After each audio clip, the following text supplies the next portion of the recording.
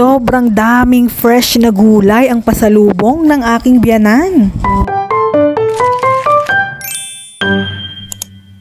Pag nadadalaw nga ang biyanan ko dito sa amin ay palaging may dalang mga gulay. At lahat ng gulay na dinadala niya ay mga tanim niya lang. Kapag may bunga nga ang saging niya ay minsan nakakapagdala rin siya. Adobong baboy nga sana ang plano kong lutuin. Pero since ang daming gulay, magsisinigang na lang tayo. Multifunctional talaga itong adjustable tray na ito. Diretso drain na yung tubig dyan kapag naguhugas ka, kaya less hassle na. At napakamura lang yan. Ilalagay ko ang link dyan sa comment section kung saan ko yan nabili. Eto namang drain bowl na ito ay maganda rin sa kusina. Kasi pagkatapos mong hugasan ay pwede mo na lang siyang din itapat sa lababo para tumulo ang tubig. Sobrang mura lang rin yan at napaka-aesthetic pa. Ilalagay ko na rin sa comment section ang link kung saan ko yan nabili. Ang adobo or pang pork chop nga talaga yung karne ko. Hinati ko na nga lang siya sa 2 or sa 3 para pwede nang isigang. At dahil halos magwala ang asawa ko, nung nakita niyang nagsinigang ako na hindi ko ginisa yung sibuyas at kamatis, ay ginisa ko na ngayon. Pag ako kasi rekta pakulo na lang yung baboy kasabay nga nitong sibuyas at kamatis. Kayo, ano ba? Ginigisa nyo ba muna yung bawang at sibuyas bago nyo pakuluan o rekta na lang din? At niluto ko na nga ang sinigang sa paraan na alam ko. At dahil sobrang dami ng malunggay, naisipan ko rin lagyan ng malunggay. Alam ko naman na hindi yan makakaapekto sa lasa. At least full fact sa gulay yung sinigang ko. At nung sa tingin ko luto na nga ng karne, ay ayun, inilagay ko na ang mga gulay. Ang dami nga ng naluto ko, hanggang hapunan naman na namin to.